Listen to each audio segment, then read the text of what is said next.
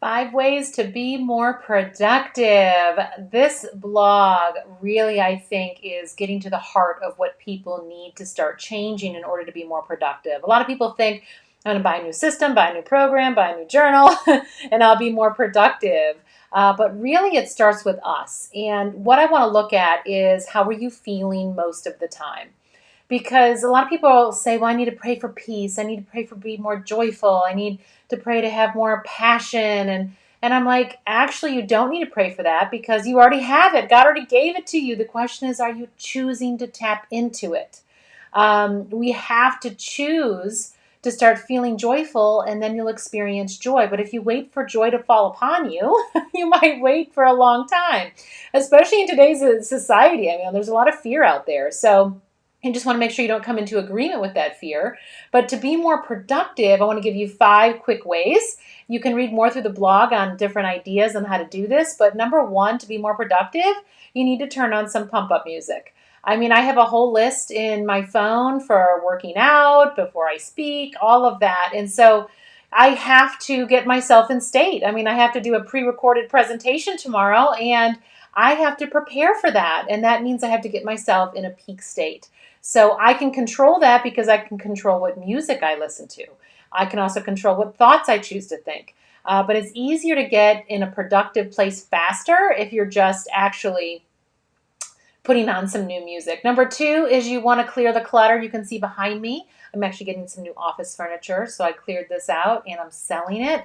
But I do have a 3-day challenge, which is called Finally Get Organized, that you can just go on my website and on the homepage and join the challenge and go through that and start cleaning things out because you will feel better. You'll be more productive if you can find something. But most people have to keep typing in passwords, and they look something up and they can't find it, and it's because they haven't really set up their systems.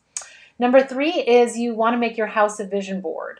And, the environment you put yourself in controls how you feel. So if I want to go and be productive and I want to get out of the house, maybe I'll go to the 5-star hotel down the street, not, some place that's doesn't have the best energy, right? So I would suggest that you put yourself in an environment where it changes how you feel. I mean, I'm changing my office up. I'm in here a lot more now, and so my home office. So I'm actually having a guy come over today, and we're putting up one of those fake brick walls, and we're going to paint it white. I'm like so excited, but I'm like, hey, you know what? I'm putting up a chandelier and just kind of feminizing the room a little bit, lighter furniture, and so we want to do these things to make us feel better.